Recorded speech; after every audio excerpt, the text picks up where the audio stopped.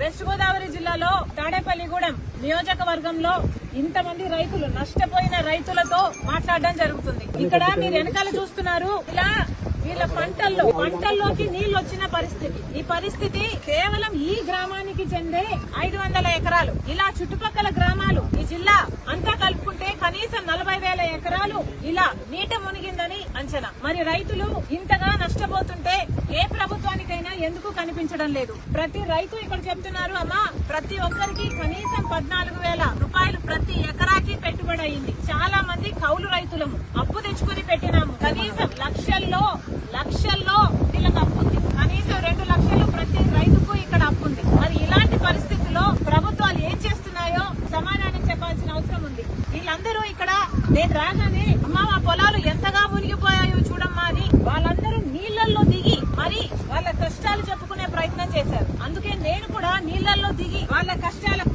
రావాల్సిన అటెన్షన్, రావాల్సిన నష్టపరిహారం కోసం ఈరోజు కాంగ్రెస్ పార్టీ కూడా వాళ్ళ కష్టాలలో భాగం పంచుకోవడానికి ఈరోజు మేము కూడా నీళ్లలో దిగి మాట్లాడుతున్నాం.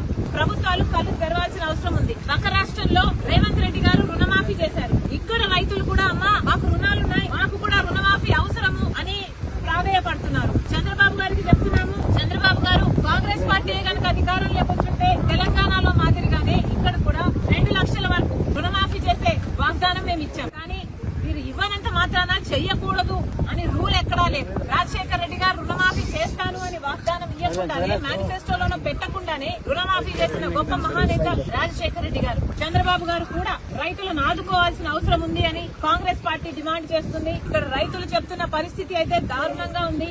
అమ్మా ప్రతి సంవత్సరము ఇక్కడ నీళ్లు ఇలాగే పొంగి పొర్లుతున్నాయి. ఎర్రకాలువ పైనుంది, ఎర్రకాలువలో మరమ్మతులు జరగలేదు, మోడర్నైజేషన్ ఏ కెనాల్స్ లోనూ జరగలేదు.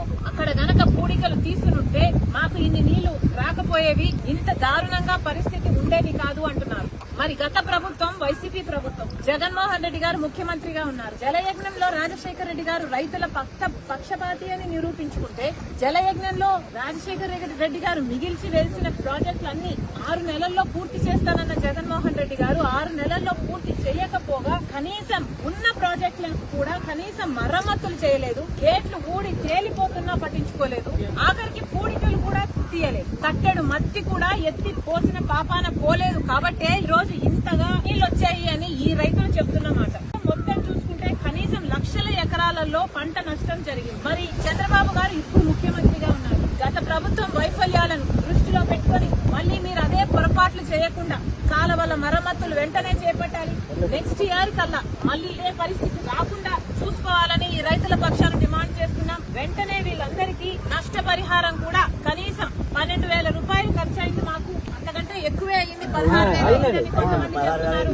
అంచనాలు వేసి వెంటనే ఆ ప్రక్రియ మొదలు పెట్టి వీళ్లకు నష్టపరిహారం కూడా చెల్లించాలని డిమాండ్ చేస్తున్నాం. ఇదే పరిస్థితిలో బీజేపీ పార్టీని కూడా నీళ్లలో సగం నీళ్లలో నడుం వరకు నీళ్లలో నిలబడి కాంగ్రెస్ పార్టీ ప్రశ్నిస్తుంది. ఒక పక్క బీహార్ వరదలు వచ్చాయని మీరు ఫ్లడ్ రిలీఫ్ ప్రకటించారు, కానీ ఆంధ్రప్రదేశ్ మాత్రం ఫ్లడ్స్ వచ్చినా ఫ్లడ్ రిలీఫ్ ఎందుకు రాలేదో బీజేపీ పార్టీ సమాధానం చెప్పాలి. బీహార్ లో మీకు 12 మంది ఎంపీలను ఇస్తే ఆంధ్ర రాష్ట్రం 25 మంది ఎంపీలను ఇచ్చింది. కూటమి ఎంపీలు 21 అయితే వైసీపీ ఎంపీలు కూడా బీజేపీ పార్టీకే మద్దతు పలుకుతున్నాయి.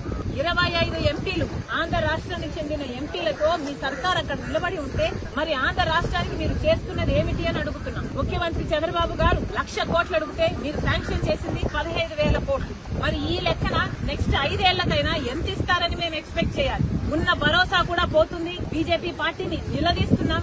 బీహార్ కు మీరు వరద సాయం కింద ఇచ్చినప్పుడు ఆంధ్ర